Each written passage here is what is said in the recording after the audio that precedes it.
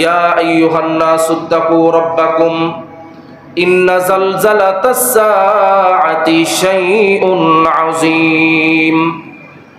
আল্লাহ তাআলা বলেন, হে দুনিয়ার মানুষ সকল, পৃথিবীর মধ্যে যেদিন জালজালা শুরু হয়ে যাবে, ভূমিকম্প শুরু হয়ে যাবে, যেদিন ভূমিকম্প শুরু হয়ে যাবে ওই দিন আল্লাহ তাআলা কঠোর হয়ে যাবেন। আল্লাহ তাআলা রহমান থাকবে না, আল্লাহ তাআলা দয়ালু থাকবে না, আল্লাহ তাআলা কহ্হার হয়ে যাবেন। লিমানিল মুলকুল ইয়াউম লিল্লাহিল ওয়াহিদিল কহ্হার। আল্লাহ তাআলা ওই দিন কঠোর হয়ে যাবেন, কারো কথা শুনবেন না, আল্লাহ তাআলার মধ্যে মায়া কাজ করবে না। ওই দিন পৃথিবীর মধ্যে এমন ভূমিকম্প আল্লাহ তৈরি করে দিবেন, এই ভূমিকম্পের দৃশ্য দেখে গর্ভবতী মহিলাদের বাচ্চা প্রসব হয়ে যাবে, মা টেরও পাবে না। ছোট ছোট মাসুম বাচ্চাগুলি বৃদ্ধ হয়ে যাবে, টের পাবে না। কত মানুষগুলি পাগলের মতন খেলতে দুলতে থাকবে, তাদের দিকে তাকাইলে মনে হবে তারা নেশা করেছে, কিন্তু নবীজি বলেন আসলে তারা নেশা করে নাই, তারা আল্লাহর আযাব দেখে ভয়ে কাঁপাকাঁপি শুরু করেছে। সুতরাং ওই দিনের আগে ইয়া আইয়ুহান নাসু তাকু রাব্বাকুম, তোমার রবকে ভয় করো ওই দিন আসার আগে আগে, যেদিন আল্লাহ তাআলা কঠোর হয়ে যাবে। আল্লাহ তাআলা যেমন কঠোর, আল্লাহ তাআলা তেমন দয়ালু, ঠিক না বেঠিক? أرسله بالحق بشيرا ونذيرا وداعيا إلى الله بإذنه وسراجا منيرا أما بعد فأعوذ بالله من الشيطان الرجيم بسم الله الرحمن الرحيم إذا زلزلت الأرض زلزالها وأخرجت الأرض أثقالها وقال الإنسان ما لها يومئذ تحدث أخبارها بأن ربك أوحى لها يومئذ يصدر الناس أشتاتا ليروا أعمالهم فمن يعمل مثقال ذرة خيرا يره ومن يعمل مثقال ذرة شرا يره بارك الله لنا ولكم في القرآن العظيم ونفعنا وإياكم بالآيات والذكر الحكيم أستغفروا إنه هو الغفور الرحيم আমরা সকলেই নামাজের মধ্যে যে দরুদ ইব্রাহিম পাঠ করি রাসূলের মুহাব্বতে জোরে সোরে আওয়াজ দিয়ে নামাজের দরুদ ইব্রাহিম পাঠ করি। আল্লাহুম্মা সাল্লি আলা মুহাম্মাদিন ওয়া আলা আলি মুহাম্মাদ কামা সাল্লাইতা আলা ইব্রাহিম ওয়া আলা আলি ইব্রাহিম ইন্নাকা হামিদুম মাজিদ। اللهم بارك على محمد وعلى آل محمد كما باركت على إبراهيم وعلى آل إبراهيم إنك حميد مجيد محبت قري بلغ العلا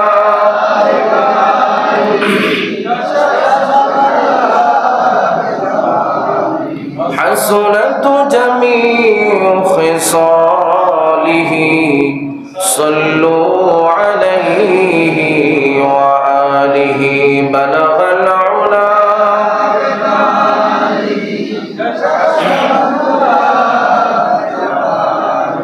حسنت جميع خصاله صلوا عليه وآله হে রাসূল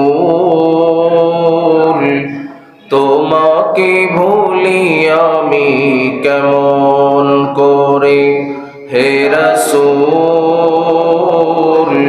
তোমাকে ভুলি আমি কেমন করে হাজারো ব্যথা বেদনার পরে ফিরে আসনি তুমি আপন ঘরে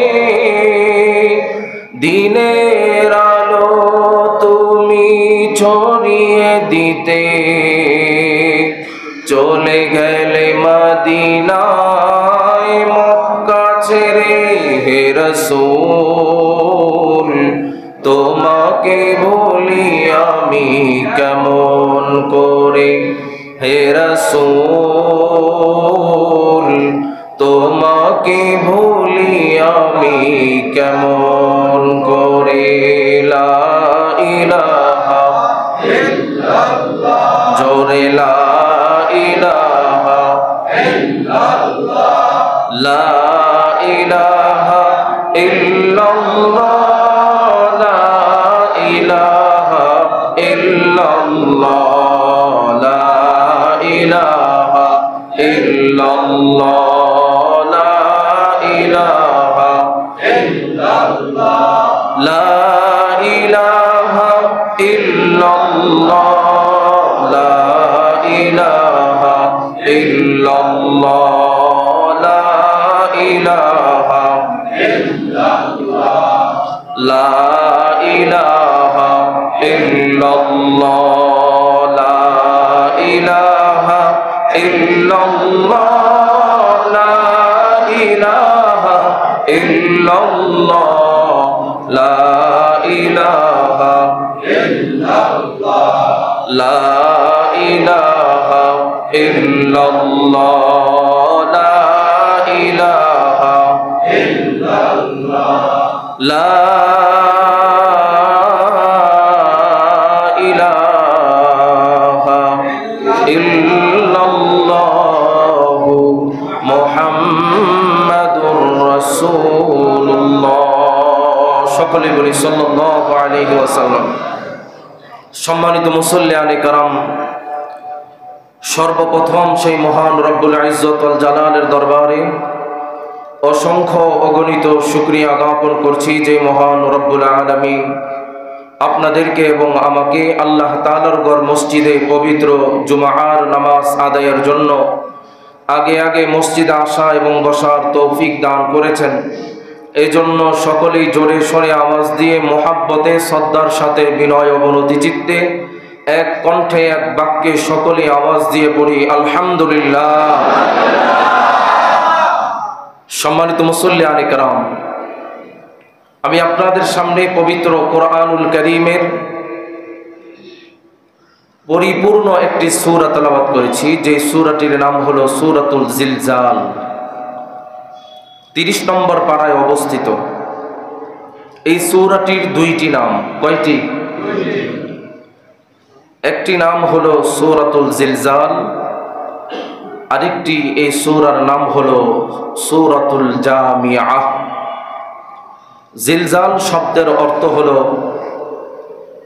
ভূমিকম্প তৈরি হওয়া, সহজ সরল ভাষায় যেটাকে বলা হয় ভূমিকম্প। জামিআহ শব্দের অর্থ হলো দুনিয়া এবং আখিরাতের কিছু কথা আল্লাহ তাআলা এই সূরার মধ্যে উল্লেখ করেছেন। এই জন্য এই সূরাটির নাম দেওয়া হয়েছে জামিআহ। এই সূরাটি মক্কায় অবতীর্ণ হয়েছে। কোথায়? মক্কায়।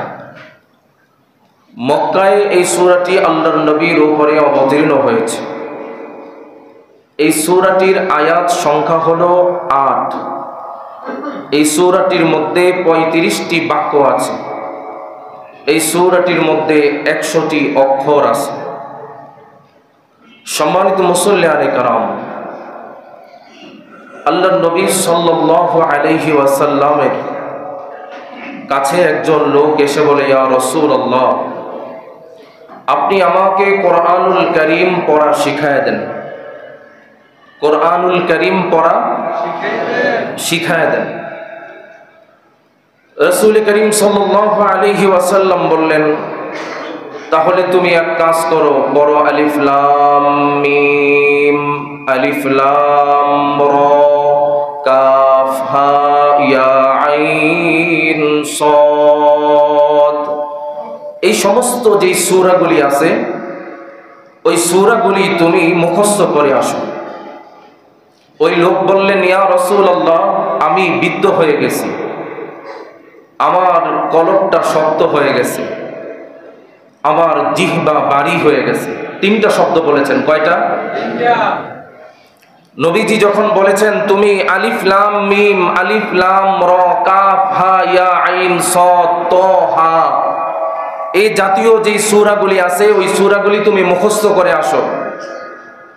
ওই লোক ৩টা উত্তর দিলেন, ইয়া রাসূলুল্লাহ, আমি বিদ্ধ হয়ে গেছি, আমার কলব শক্ত হয়ে গেছে, আমার জিহ্বা ভারী হয়ে গেছে, আমার পক্ষে মুখস্থ করা সম্ভব নয়। আল্লাহর নবী বললেন, তাহলে তুমি এক কাজ করো, হামিম, এই জাতীয় যে সূরাগুলি আছে ওই সূরাগুলি মুখস্থ করে আসো।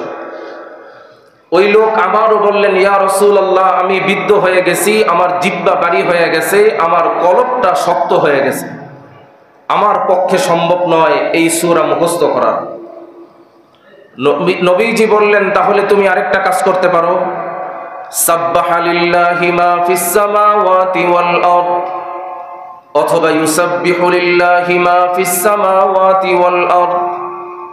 এই জাতীয় যে সূরাগুলি আছে এই সূরাগুলি তুমি মুখস্থ করে আসো। ওই লোক উত্তর দিয়া বললেন, ইয়া রাসূলুল্লাহ, আমি বিদ্ধ হয়ে গেছি, আমার কলবটা জংকার পড়ে গেছে, শক্ত হয়ে গেছে, এবং আমার জিহ্বা ভারী হয়ে গেছে, আমার পক্ষে সম্ভব নয় এত কঠিন সূরা মুখস্থ করার। আমাকে এমন একটা সূরা শিখায় দেন যে সূরাটা দুনিয়াও কাজে আসবে, পরকালেও কাজে আসবে। সুবহানাল্লাহ। রাসূল করিম সাল্লাল্লাহু আলাইহি ওয়াসাল্লাম বললেন, তাহলে তুমি সূরাতুল জিলজাল মুখস্থ করে আসো। সুবহানাল্লাহ বলবেন না?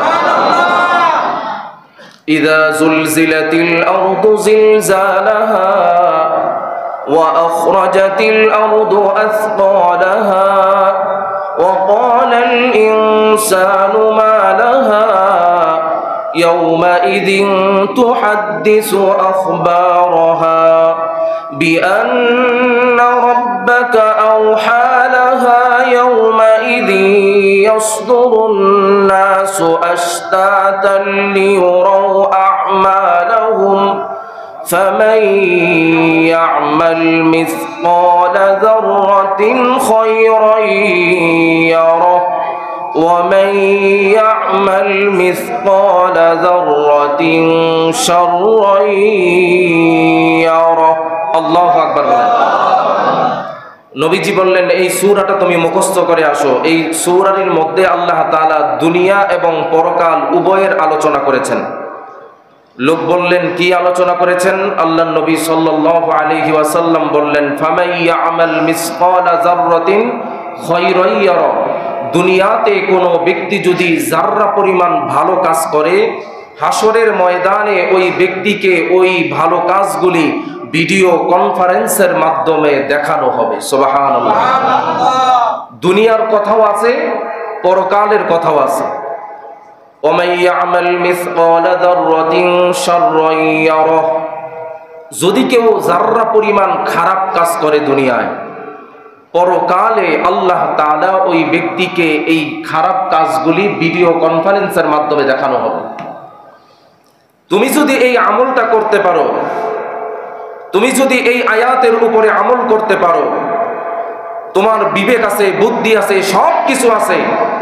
তুমি যদি চিন্তা করো, হায়রে আল্লাহ কোরআনের মধ্যে বলেছেন দুনিয়াতে ভালো কাজ করলেও আল্লাহ দেখাইবে, খারাপ কাজ করলেও আল্লাহ ভিডিওর মাধ্যমে কোটি কোটি মানুষের সামনে দেখাবে। আমি ভালো কাজ করি আর না হয় আমার ইজ্জত চলে যাবে, আমার সন্তানের সামনে, আমার স্ত্রীর সামনে, আমার বাবা মার সামনে, আমার বিআইনের সামনে, পুরা মহল্লাবাসীর সামনে আমার ভিডিও কনফারেন্সের মাধ্যমে আল্লাহ দেখাবে অমুক চিপার মধ্যে বসে তুমি মদ পান করেছো, অমুকের কাছ থেকে সুদের টাকা এনেছো, অমুকের কাছ থেকে চাঁদার টাকা এনেছো, অমুকের মাথায় বাড়ি দিয়েছো, অমুক দিন তুমি নামাজ পড়ো নাই।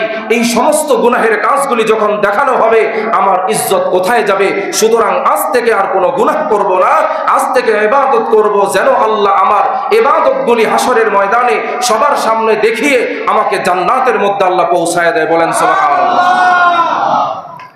ওই ব্যক্তি বলে, হুজুর আর জীবনেও গুনাহের কাজ করব না, আজকে থেকে উত্তম কাজ করব। সুবহানাল্লাহ বলেন। আল্লাহর নবী সাহাবীদেরকে বললেন, ওই ব্যক্তি হলো সফল। আল্লাহু আকবার।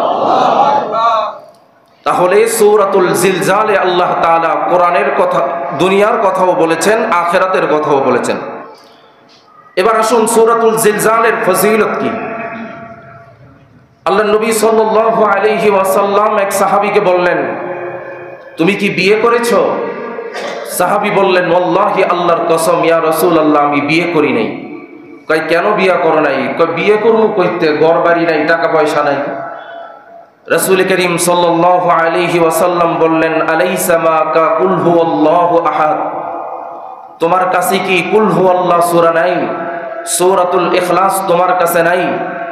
কয়, নাম, হ্যাঁ আছে আমার কাছে, কুল হুয়াল্লাহ সূরাটা আছে।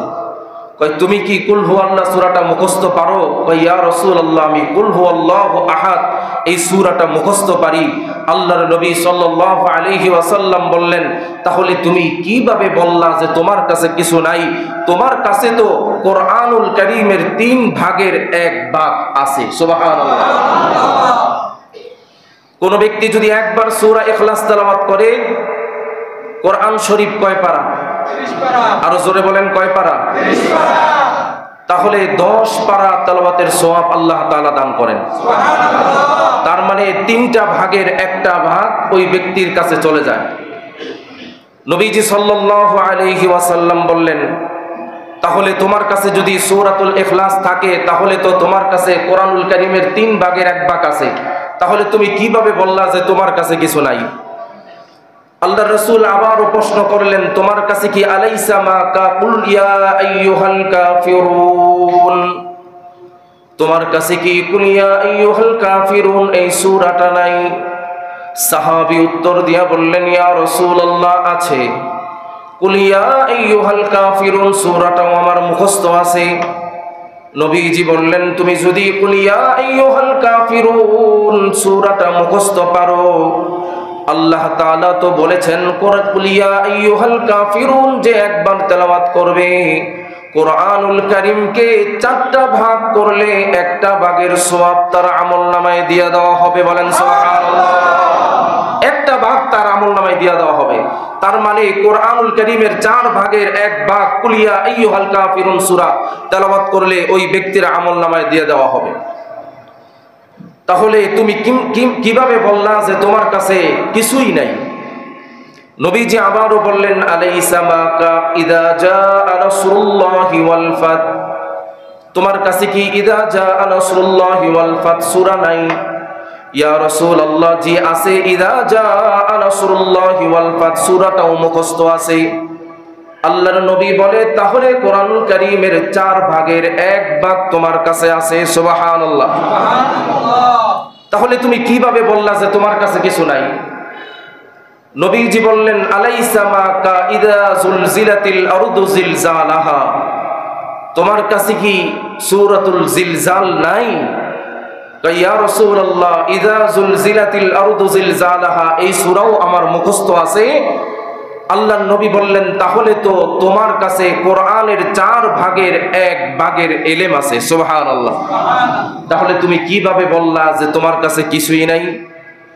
নবীজি বললেন, তাহলে শুনে রাখো আমার আরেকটি হাদিস তিরমিজি শরীফের 2991 নম্বর হাদিসে আল্লাহর নবী সাল্লাল্লাহু আলাইহি ওয়াসাল্লাম বলেন, হাদিসের সনদকারী আনাস ইবনে মালিক রাদিয়াল্লাহু তাআলা আনহু। দেখেন আল্লাহ তাআলা ওনার প্রিয় হাবিবের হাদিসগুলি কিভাবে দুনিয়ার মধ্যে টিকায় রাখবেন। এই হাদিস যিনি বর্ণনা করেছেন ওই সাহাবীর নাম হলো আনাস ইবনে মালিক রাদিয়াল্লাহু তাআলা আনহু। তিনি বলেন, মান ক্বারা ইযা যুলজিলাতিল আরদু জিলজালাহা রুজিলাত লাহু বিরিজকি ফীহিল কুরআন। নবীজি সাল্লাল্লাহু আলাইহি ওয়াসাল্লাম বলেন, কোন ব্যক্তি যদি সূরাতুল জিলজালের পুরা সূরাতুল জিলজালটা তেলাওয়াত করে, আল্লাহ তাআলা কোরআনুল কারীম হলো 30 পারা 15 পারার সওয়াব আল্লাহ তার আমলনামায় দিয়ে দিবে। সুবহানাল্লাহ। একবার তেলাওয়াত করলে কোরআনুল কারীমের অর্ধেক সওয়াব তার আমলনামায় চলে যাবে, একমাত্র সূরাতুল জিলজাল তেলাওয়াত করলে। নবীজি বললেন, তাহলে তোমার কাছে কি নাই? তুমি তাড়াতাড়ি এর একটা ইলম দিয়া এর মোহরানা ধরে তুমি বিবাহ করে ফেলো। সুবহানাল্লাহ বলেন।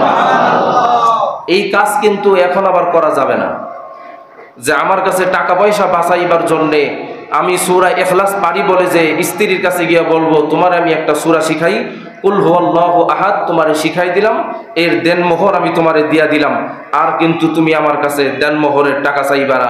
এই সমস্ত কথা হলো বাউতাবাজি, ঠিক না ঠিক? এখন কার কাছে টাকা নাই, আগের দিনের মানুষদের জন্য এক ফতোয়া, এখনকার জন্য হলো আরেক ফতোয়া। বুঝে আসছে তো কথা ইনশাআল্লাহ? সম্মানিত মুসল্লিয়ানে কেরাম, এই সূরাতুল জিলজালের শান নুজুল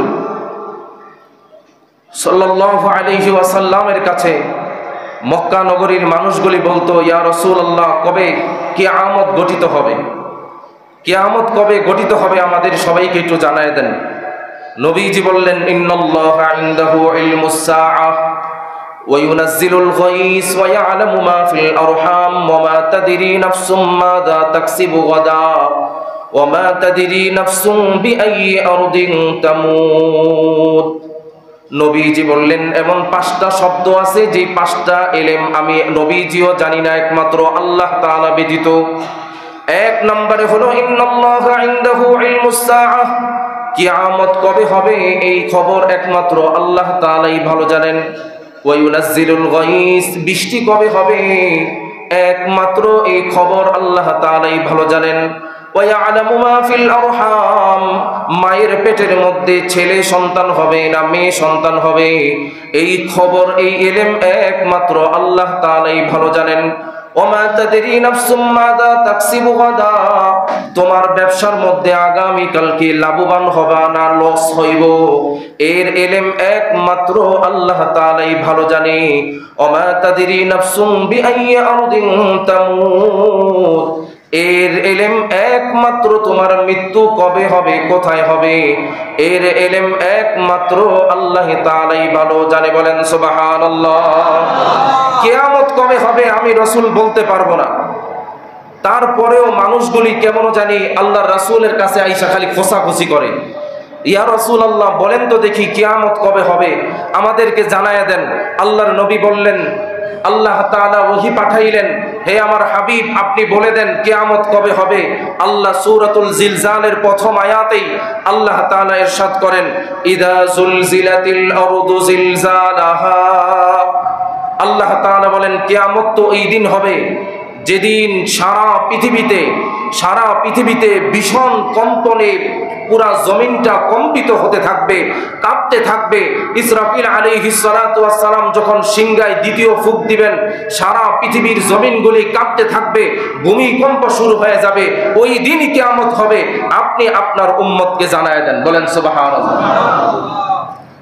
আল্লাহর রাসূল বলে, তবে কিয়ামত হবে না ততদিন যতদিন পর্যন্ত আল্লাহ ইলম উঠায়া না নিবেন, ইলম উঠাইয়া না নিবেন। সকালবেলা উঠে দেখবে কোরআনুল কারীমের এই পৃষ্ঠাগুলি সাদা হয়ে আছে, কোনো আরবি লেখা নাই।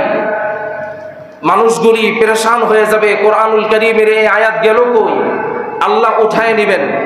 কিন্তু যেই ব্যক্তির সিনার মধ্যে 30 পারা কোরআন আছে, ওই ব্যক্তির সিনা থেকে আল্লাহ কোরআনের আয়াতগুলি মুছবেন কেমনে? নবীজি বললেন, তার সিনা থেকে কি আল্লাহ ছু করে ইলমগুলি উঠাই দিবেন? না, আল্লাহ তাআলা যতদিন পর্যন্ত দুনিয়ায় এলেম রাখবেন ততদিন কিয়ামত হবে না। এলেম উঠায় কিভাবে নেবেন? কিয়ামতের আগে পৃথিবীতে আল্লাহ কোনো আলেম রাখবেন না। আলেমের মৃত্যুর মাধ্যমে আল্লাহ দুনিয়াতে এলেমের সমাপ্তি ঘটাবেন। যার সিনার মধ্যে 30 পারা কোরআন আছে, যারা নাকি হাফেজে কোরআন, কোরআন শরীফের পৃষ্ঠা থেকে না হয় আল্লাহ হরফগুলি উঠায় নিলেন, তার সিনা থেকে তো আল্লাহর হরফ উঠায় নিবেন না। ওই ব্যক্তির মৃত্যুর মাধ্যমে আল্লাহ তাআলা পৃথিবীতে এলেমের সমাপ্তি ঘটাবেন।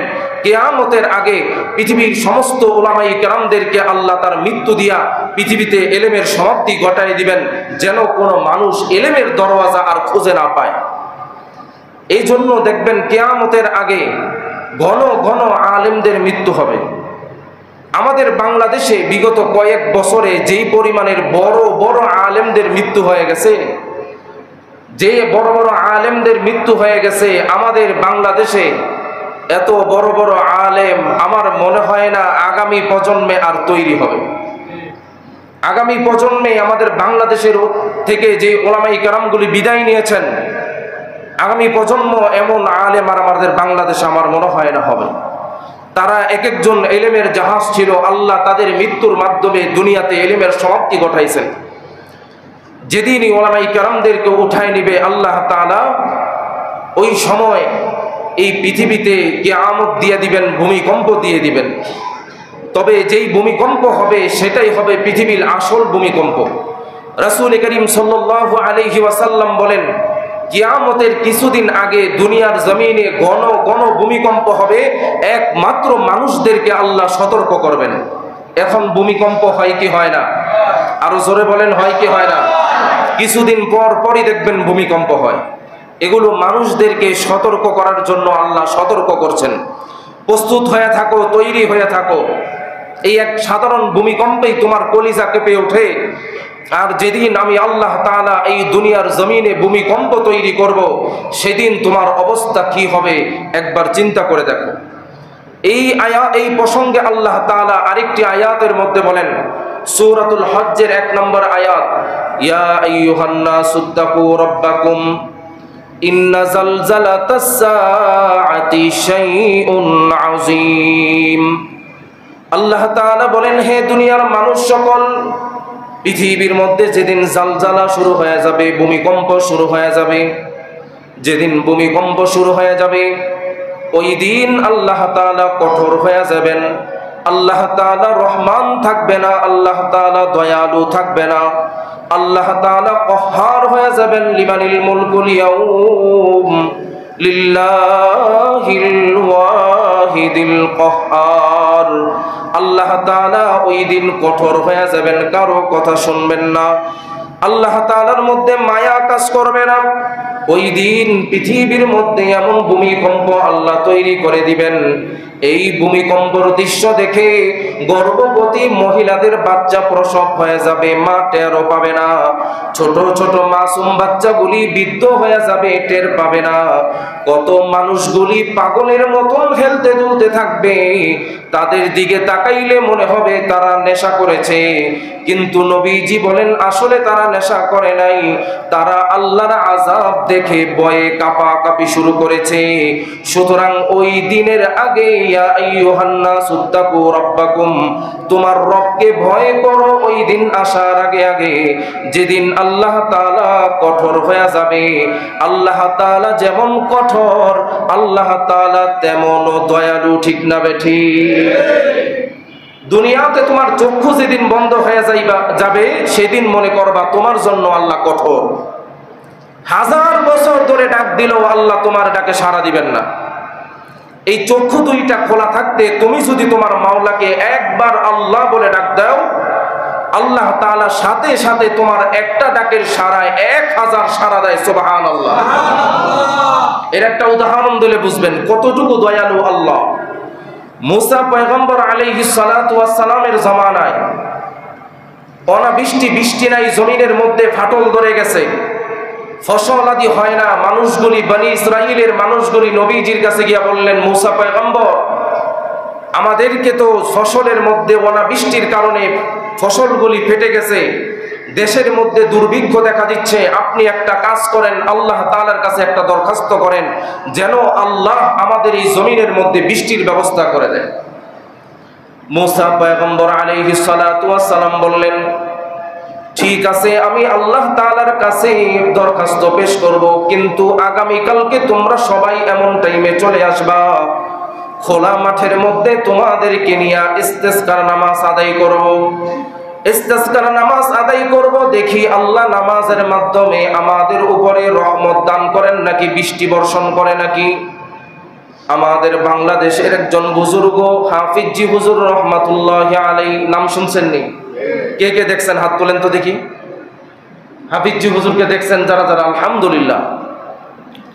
হাফিজি হুজুর রহমাতুল্লাহি আলাইহি হোসাইন আহমদ এরশাদের আমলে আমি আমার উস্তাদের কাছে শুনেছি, দেশের মধ্যে অনাবৃষ্টি, বৃষ্টি নাই। হাফিজি হুজুর রহমাতুল্লাহি আলাইহির কাছে গেছেন, হুজুর পল্টন ময়দানে আমরা ইস্তেসকার নামাজ আদায় করব, আপনি নামাজের ইমামতি করবেন, দেখি আল্লাহ আমাদের দেশের মধ্যে বৃষ্টি দেয় কি দেয় না।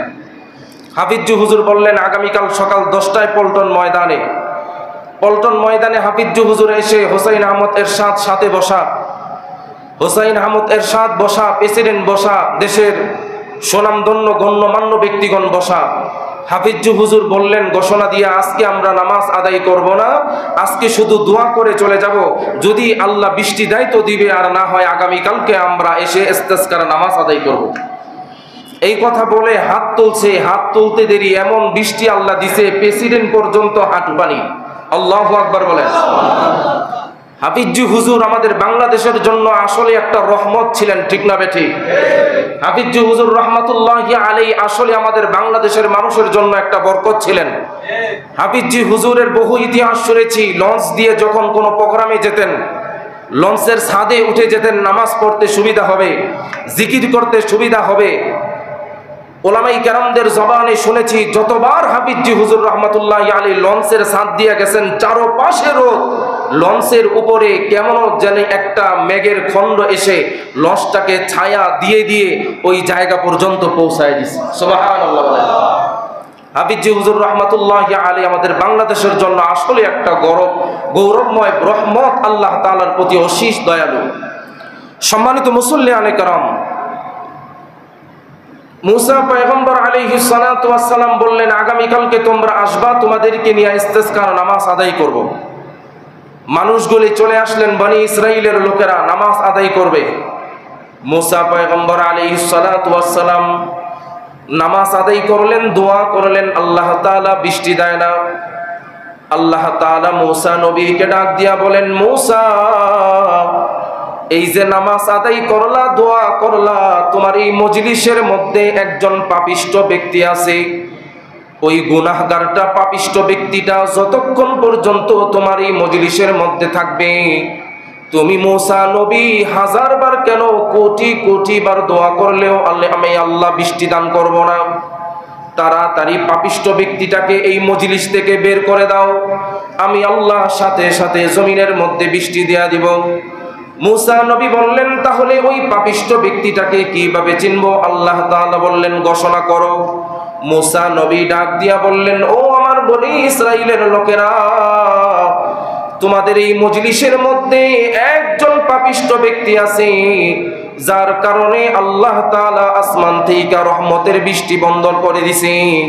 আল্লাহ তাআলা জানায় দিছে, তোমাদের মধ্যে এই পাপিষ্ট ব্যক্তি যতক্ষণ পর্যন্ত বের না হবে, আল্লাহ তাআলা ততক্ষণ পর্যন্ত জমিনে বৃষ্টি দিবে না। কে আসো পাপিষ্ট ব্যক্তি, তাড়াতাড়ি এই মজলিস থেকে বের হয়ে যাও, আর না হয় আমি আল্লাহ তাআলার কাছ থেকে তোমার পরিচয় জেনে তোমাকে অপমান অপদস্থ করে বের করে দেওয়া হবে। মুসা নবী বারবার এলান করে, কোনো ব্যক্তি এই মজলিস থেকে বের হয় না। হঠাৎ করে আসমান থেকে বৃষ্টি নেমে এলো জমিনের মধ্যে। মানুষগুলি ডাক দেয়া বলেন, মুসা পয়গম্বর, পয়গম্বর, আমরা তো দেখলাম না কোনো ব্যক্তি এই মজলিস থেকে বাহিরে বের হইছে। আপনি যে বললেন কোন পাপিষ্ঠ ব্যক্তি একজন এই মজলিসের মধ্যে আছে, ওই ব্যক্তি যদি না বের হয় আল্লাহ তাআলা নাকি বৃষ্টি দিবে না, তাহলে কেন আল্লাহ তাআলা সাথে সাথে বৃষ্টি দিয়া দিলেন? মুসা নবী আল্লাহ তাআলাকে ডাক দিয়া বলেন, মালিক এই মাত্র বললেন আপনি বৃষ্টি দিবেন না, তাহলে বৃষ্টি দিয়া দিলেন কেন? আমার উম্মতের কাছে আমাকে ছোট বানাইলেন কেন?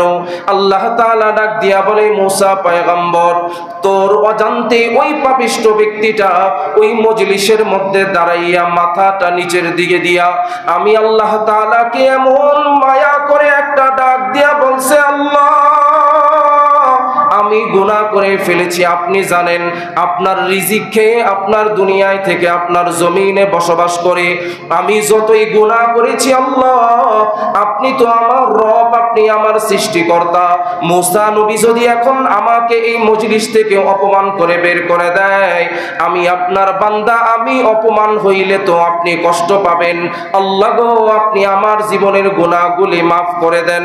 মুসা নবীকে আল্লাহ ডাক দিয়া বলেন, ওই পাপিষ্ঠ ব্যক্তিটা আমাকে এমন ভাবে ডাক দিছি, আমি আল্লাহ তাআলা না রহমান, আমি আল্লাহ তাআলা দয়ালু, আমি আল্লাহ তাআলার প্রেমের সাগরের মধ্যে ঢেউ উঠে গেছে, আমি আল্লাহ সাথে সাথে তার জীবনের সমস্ত গুনাহগুলি মাফ করে দিছি। বলেন সুবহানাল্লাহ। সাথে সাথে মাফ করে দিছি। আমি আল্লাহ তাআলা তো রহমান। ও মুসা নবী, তুমি তো জানো ভালোভাবে আমি আল্লাহ তাআলা রহমান। আল্লাহ তাআলাকে যদি কেউ একবার ডাক দেয়, আমি আল্লাহ তার একটা ডাকের সাড়া 1000 ডাকের সাড়া দেই।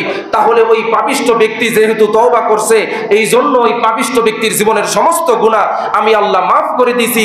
যার জন্য আমি আল্লাহ বৃষ্টি বন্ধ করেছিলাম, তার জন্যই আমি আল্লাহ আবার দুনিয়ায় বৃষ্টি দিয়া দিছি। চিল্লা জোরে বলেন আল্লাহু আকবার। আল্লাহ তাআলা যেমন দয়ালু, আল্লাহ তাআলা তেমন কহ্হার।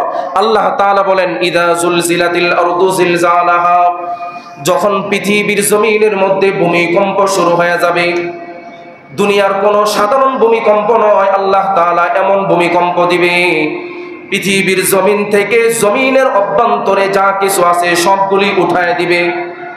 জমিনের নিচে যা কিছু আছে সব কিছু উঠায় দিবে জমিন। ভূমিকম্পের কারণে সমস্ত দালান কোঠাগুলি চূর্ণ বিচূর্ণ হয়ে যাবে। ইসরাফিল আলাইহিস সালাতু ওয়াস সালাম সিংহায় ফুঁক দিবেন।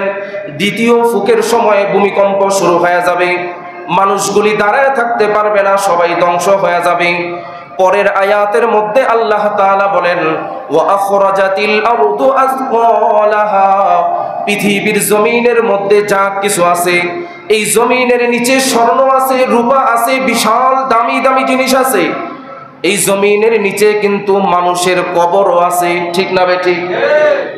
এই জমিনের নিচে মানুষের কবরও আছে। এই জমিনের নিচে দামি দামি স্বর্ণ আছে, অলংকার আছে। এই সমস্ত কিছু জমিন যখন ফেটে তাদেরকে উঠায় দিবেন, মৃত ব্যক্তিগুলি দাঁড়ায় যাবে। আল্লাহ তাআলা তাদের দেহের মধ্যে আবার রূহ ফুৎকার করবেন। প্রত্যেকটা মানুষ জীবিত হয়ে যাবে।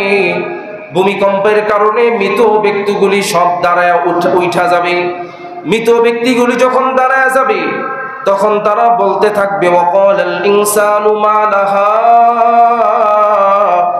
আমরা যখন দুনিয়াতে ইন্তেকাল করেছিলাম তখন তো পৃথিবীর এমন অবস্থা ছিল না। আজকে আমরা জীবিত হইয়া কি দেখতেছি, পৃথিবী পুরা ধ্বংস হয়ে যাচ্ছে। ওই মুহূর্তে আল্লাহ তাআলা আদম পয়গম্বরকে ঘোষণা দিয়া বলবে, আদম নবী, তোমার এই বংশের মধ্যে একজন জান্নাতি মানুষ তুমি ঠিক করো। আদম নবী বললেন, তাহলে একজন যদি আমি ঠিক করি, কতজনের মধ্যে একজন মানুষ আমি জান্নাতের জন্য ঠিক করব? আল্লাহ তাআলা বললেন, 100 মানুষের মধ্যে তুমি একজন মানুষ জান্নাতে পাঠাইতে পারবা। আদম নবী বললেন, আল্লাহ, তাহলে কি আমার 99 জন আমার সন্তানরা জাহান্নামে যাবে? আদম নবীর কথা শুনে আল্লাহ তাআলা বললেন, আদম পয়গম্বর, আসলে তোমার এই বংশধরের মধ্য থেকে পৃথিবীর মানুষগুলো থেকে 99 জন যাবে জাহান্নামে, একজন করে 100 জনের মধ্যে একজন যাবে জান্নাতে। এই একজন জান্নাতি মানুষ তুমি ঠিক করতে থাকো। এই কথাগুলি শুনে মানুষ পাগল হয়ে যাবে, বেহুশ হয়ে যাবে, হাসরের ময়দান কায়েম হয়ে যাবে, পৃথিবীর সমস্ত কিছুগুলি ধ্বংস হয়ে যাবে।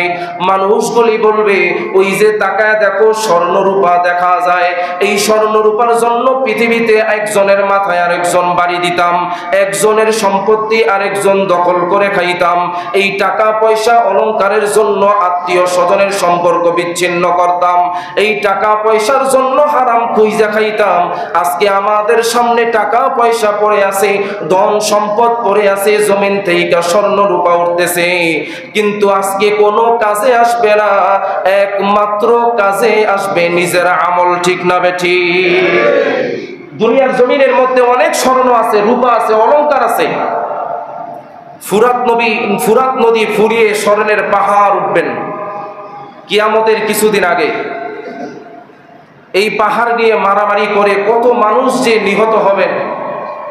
এই সমস্ত ফিতনাগুলি যখন হবে, তখনই হাসরের ময়দানে যখন ভূমিকম্প হবে, ইদা জুলজিলাতিল আরদু জিলজালাহা, জালজালা শুরু হয়ে যাবে, জমিন ফেটে যখন স্বর্ণের পাহাড় বের করে দিবে, মানুষগুলি বলবে, এই স্বর্ণের জন্যই তো মারামারি করছিলাম, এই স্বর্ণের জন্যই তো হত্যা করেছিলাম, এই স্বর্ণের জন্যই তো লুটপাট করেছিলাম, এই অর্থ সম্পদের জন্যই একজনের মাথায় আরেকজন বাড়ি দিয়েছি, আজকে কোনো কাজে আসলো না। আসলে দুনিয়াতে আমল ছাড়া আজকে এই পরকালে কোনো কিছুই কাজে আসবে না। সুতরাং এখনো সময় আছে, এই দুনিয়ার লোভ লালসা ছেড়ে একমাত্র ইবাদত করতে হবে কার? মানুষগুলি বলবে, ওয়াকালাল ইনসানু মা লাহা, পৃথিবীর জমিন এমন হয়ে গেল কেন? ওই মুহূর্তে জমিনের জবান খুলে যাবে। আল্লাহ তাআলা বলেন, ইয়াউমা ইযিন তুহাদ্দিসু আখবারাহা, সেদিন জমিন থেকে গায়বী আওয়াজ আসবে, অমুক এলাকার আব্দুর রহিম, আব্দুল করিম, ওগো রব, তোমারই বান্দা আমি জমিনের উপরে বসবাস করেছি, অমুক এলাকার অমুক ব্যক্তি তোমার এই জমিন, আমি জমিনের উপরে হেঁটেছে, এই জমিনের উপরে থাইকা ইবাদত করে নাই, গুনাহ করেছে, নামাজ আদায় করে নাই, জমিনের মধ্যে থাইকা নাফরমানি করেছে, আমি জমিন কিন্তু তোমার কাছেই প্রতিদিন আবদার জানাইতাম, আল্লাহ তোমার এই বান্দাটা নামাজ না পড়ে আমি জমিনের উপর দিয়া হাঁটতেছি, আমার এই জমিনের উপর দিয়া হাঁটতেছে, আমি আল্লাহ তোমার কাছে অনুমতি চাই, তুমি একটু অনুমতি দাও, আমি জমিন যেন ফাঁক হয়ে তোমার এই নাফরমানকে আমার মধ্যে গিলে নিতে পারি। আল্লাহ বলে, আরে জমিন না, আমার এই বান্দা আজকে নাফরমানি করেছে, একটু পরে যে তওবা করবে না তার কোনো গ্যারান্টি নাই, তওবা করলে সাথে সাথে আমি আল্লাহ আমার বান্দারে ক্ষমা করে দিব। বলেন সুবহানাল্লাহ। সাথে সাথে আমি আল্লাহ তারে ক্ষমা করে দিব। জমিন বলবে, ইয়াউমা ইযিন তুহাদ্দিসু আখবারাহা, মালিক ওই যে দেখো তোমার এই অমুক গ্রামের অমুক বান্দা দুনিয়ার জমিনের মধ্যে হেঁটেছে, নামাজ পড়ে নাই, সুদ খাইছে, ঘুষ খাইছে, জুয়া খেলেছে, মদ্যপান করেছে, জিনাহের কাজ করেছে, যত অন্যায় অপরাধ জুলুম নির্যাতন যা ছিল পৃথিবীতে সমস্ত কিছু তোমার এই নাফরমান্দা করেছে, আমি জমিন তার বিরুদ্ধে সাক্ষী দিলাম। চিন্তা করে দেখেন ওই মুহূর্তে আপনার পরিণতি কি হবে। ঠিক না বেঠিক? জমিন যখন আপনার বিরুদ্ধে সাক্ষী দিবে, তখন মানুষগুলি বলবে, এরে জমিন কেমনে কথা কইল? তখনই আল্লাহ তাআলা আপনার এই প্রশ্নের জবাব দিয়া বলবে, বিআন্না রাব্বাকা আওহা লাহা, এরে নাফরমান, তোরে যে আল্লাহ কথা বলাইছে এই জমিন রেও সেই আল্লাহ শিখায় দিছে। বলেন সুবহানাল্লাহ। তোরে যে আল্লাহ শিখাইছে, কথা বলা শিখাইছে, এই জমিনে তো আল্লাহই সৃষ্টি করেছে। ঠিক না বেঠিক? দুনিয়ার মধ্যে তোমার ক্ষমতা ছিল, তোমার পাওয়ার ছিল, পাওয়ারে ক্ষমতার লোভে অন্ধ হয়ে গিয়া তুমি দুনিয়ার মধ্যে যেই অন্যায় বিচার করছো, আল্লাহ তাআলা কি তুমি চিনো নাই? আল্লাহর ক্ষমতা দুনিয়ায়ও চলেছে, আখিরাতেও চলবে। দুনিয়াতে আল্লাহ তাআলা তোমার জন্য ছিল নরম, আজকে তোমার জন্য হয়ে গেছে কঠোর। আজকে তোমার আর কোনো বাঁচার কোনো পরিস্থিতি নাই। এই জন্য আল্লাহ আমি জমিনের জবান খুলে দিয়েছি, কারণ তুই নাফরমান। তোকে জিজ্ঞাসা করলে, যদি জিজ্ঞাসা করি ফজরের নামাজ পড়েছ, জোহর পড়েছ, আসর পড়েছ, তুই নাফরমান বলবি আল্লাহ পড়ছি, আমি সব ওয়াক্ত নামাজ পড়েছি, তুই মিথ্যা কথা বলবি। এই জন্য যেই জমিন দিয়া তুমি চলেছ, ওই জমিন, তুমি যদি জমিনের উপর দিয়া হেঁটে হেঁটে মসজিদে যাও, ওই জমিন তোমার বিরুদ্ধে সাক্ষী দিবে আল্লাহ তোমার এই বান্দা আমি জমিনের উপরে হেঁটে হেঁটে মসজিদে গিয়েছে। এটাই আল্লাহ আমি এই জমিনকে শিখাইয়া দিছি, বিআন্না রব্বাকা আওহা লাহা। আর যদি এই জমিনের উপরে হেঁটে তুমি যদি অন্যায় করে থাকো, গুনাহের কাজ করে থাকো, এই জমিনও তোমার বিরুদ্ধে সাক্ষী দিবে। এই জমিন হাসরের ময়দানে প্রত্যেকটা মানুষের পক্ষে এবং বিপক্ষে সাক্ষী দিবে। তখনই মানুষগুলি সবাই দলে দলে বিভাগ হয়ে যাবে। আল্লাহ তাআলা বলেন, ইয়াউমা ইদি ইয়াসদুরুন নাসু আশতাতাল লিউরাউ আমালাহুম। এই জমিনের যখন নাকি মানুষদের বিপক্ষে পক্ষে যখন মত পেশ করবে, সাক্ষী দিবে, তখনই মানুষগুলি বলবে আসলেই তো আমি জাহান্নামী, যেই কাজ করেছি আমি দুনিয়াতে, আমার জাহান্নাম ছাড়া আর কোনো উপায় নাই। আল্লাহ বলবেন জাহান্নামীরা জাহান্নামের পথে যাও। তখনই মানুষগুলি বিভিন্ন দল তখন দলভুক্ত হয়ে যে যার দিকে ছুটবে, কেউ ছুটবে জাহান্নামের দিকে, কেউ ছুটবে জান্নাতের দিকে। আল্লাহ তাআলা তো এই জন্যই বলেছিলেন, দুনিয়াতেই তোমার রাস্তা আমি ঠিক করে দিয়েছিলাম। তুমি বলেছিলাম তুমি ইচ্ছা করলে জান্নাতেও যাইতে পারো, জাহান্নামেও যাইতে পারো। তুমি আমার কথা শোনো নাই, তুমি তোমার রাস্তা এখানে নিয়ে আসছো, আজকে তুমি জাহান্নামের রাস্তা নিয়ে আসছো, এই জন্য জাহান্নামের পথে যাও। তুমি আজকে জান্নাতের পথ নিয়ে আসছো, তুমি আজকে জান্নাতে যাও। আল্লাহ তাআলা সর্বশেষ দুই আয়াতের মধ্যে বলেন, ফামাইয়া আমাল মিসকালা যাররাতিন খায়রান ইয়ারা। দুনিয়ার মধ্যে যারা সৎ কাজ করবে, ভালো কাজ করবে, যদি সরিষা পরিমাণেরও হয়ে থাকে, ওইটাই আল্লাহ তাআলা আপনার সামনে উপস্থাপন করবেন। ওমাইয়া আমাল মিসকালা যাররাতিন শাররান ইয়ারা। যদি আপনি খারাপ কাজ করে থাকেন, তার পরিমাণ যদি সরিষা পরিমাণের হয়, ওইটাই আল্লাহ তাআলা আপনার সামনে উপস্থাপন করবেন।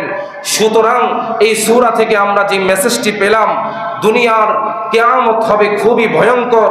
আল্লাহ তাআলা এটাও জানায় দিয়েছেন, সতর্ক করছেন, দুনিয়াতে একজন মানুষের কারণে, দুনিয়ার গুনাহের কারণে, একজন ব্যক্তির গুনাহের কারণে আল্লাহ দুনিয়াতে ভূমিকম্প দেন, দুনিয়ার জমিনে ভূমিকম্প দেন। তুরস্কে যে ভূমিকম্প হয়েছে, ওইখান থেকে আমাদের শিক্ষা নেওয়া দরকার।